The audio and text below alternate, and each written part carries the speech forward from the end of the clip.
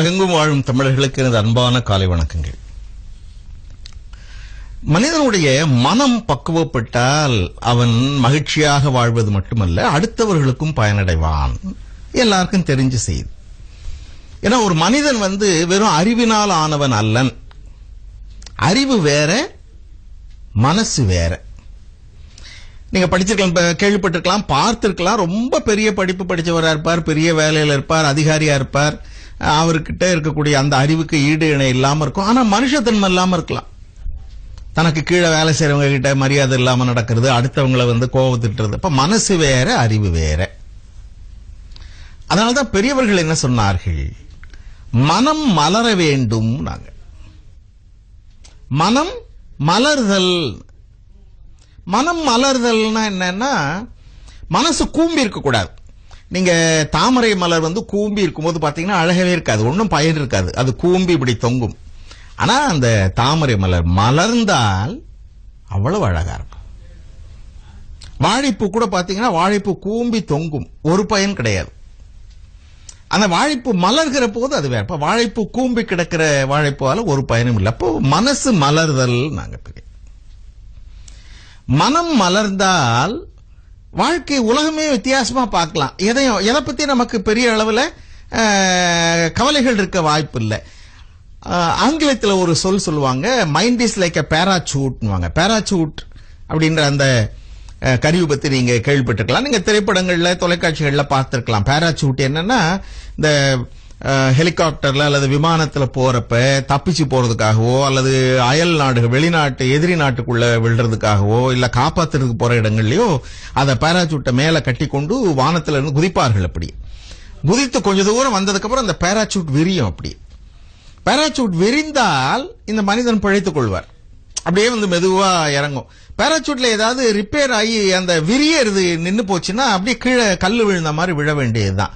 இப்ப பேராசூட் எப்ப பயனுடையதா இருக்கிறது? மலர்கிற போது, விரிகிற போது. Mind is like a parachute ஏன் சொன்னாங்கன்னா, it works only when it opens. அது மனசு மலர்கிற போதுதான் பயனளிக்கிறது, பேராசூட்டை போல. ஏன்னா நல்லதோ கெட்டதோ நம்ம மனசு நமக்கு என்ன சொல்லுதோ அப்படிதான் நம்முடைய வாழ்க்கை அமையும். எவ்வளவு பெரிய சிக்கல் வந்தாலும் அதை அப்படி சாதாரணமா சில பேர் எடுத்துக்கிறாங்களே, என்ன காரணம்? அவங்க மனசு அப்படி.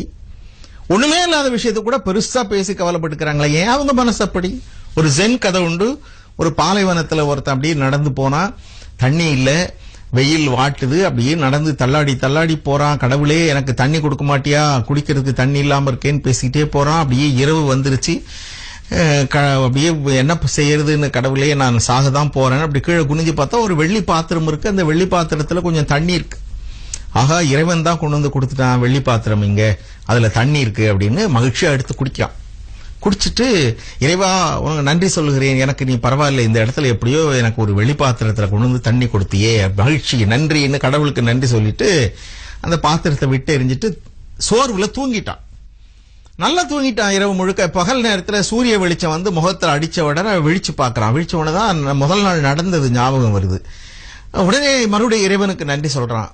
இறைவா, நான் உன்னை எவ்வளவு சில சமயம் திட்டேன், ஆனா நீ எனக்கு சரியான நேரத்துல நீர், அதுவும் ஒரு வெள்ளி பாத்திரத்தில் எனக்கு நீர் கிடைச்சதே, கொடுத்திய, நன்றி இறைவா அப்படின்னு நன்றி சொன்ன உடனே, ஆமா வெள்ளி பாத்திரம் இங்க இருந்தது, என்ன தேடினா வெள்ளி பாத்திரமே காணும். ஐயோ, அந்த பாத்திரம் இருந்தா நல்லா இருக்குமே தேடி பார்த்தா ஒரு மண்டை ஓடு இருக்கு. எப்போ எங்கேயோ எப்படியோ இறந்து போன ஒருவனுடைய மண்டை ஓடு, நிணம் சதை பாதி பிஞ்சு அப்படியே இருக்கு. அதை பார்த்த உடனேதான் இவனுக்கு திடீர்னு பளீர்னு அப்படியே புரியுது. அதுல என்னைக்கோ பெய்த மழையில தேங்கின தண்ணி அதுல இருந்திருக்கு. அதை தான் வெள்ளி பாத்திரத்துல கடவுள் கொடுத்த தண்ணி நினைச்சு இவன் குடிச்சிருக்கான். ஆனா அது மண்டை ஓட்டுல இருந்த தண்ணி. இது ஒரே கொமட்டுது, வாந்தி இருக்கிறான், கடவுளை திட்டுறான், என்னை எப்படி பண்ணிட்டியே அப்படின்னு. இப்ப சொல்லிட்டு ஜென் கதை எப்படி முடியுதுன்னா, அது ஒரே பொருள் தான். அதை வெள்ளி பாத்திரமாக நினைத்ததும் உன் மனம்தான். உண்மை தெரிஞ்ச உடனே உனக்கு கொமட்டிட்டு வர மாதிரி இருக்கிறதும் உன் மனசு தான். மனம் மயங்கினால் உண்மை மறையும்னு ஒரு ஜென் கதை உண்டு.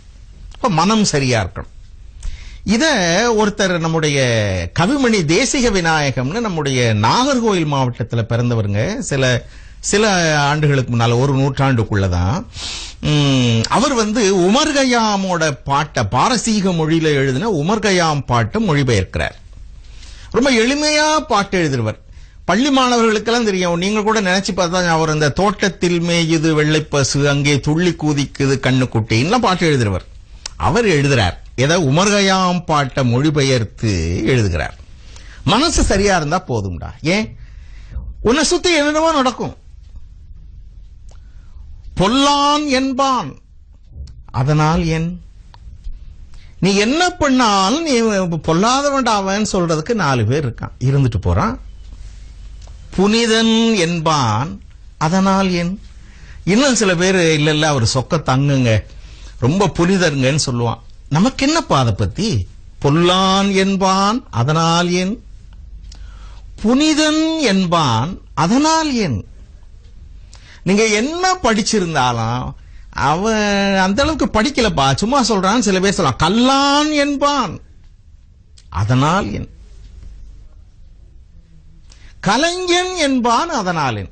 பெரிய வித்தகர்ப்பா அவர், எல்லாம் தெரிஞ்சவர் அப்படியே சில பேர் சொல்லுவான்.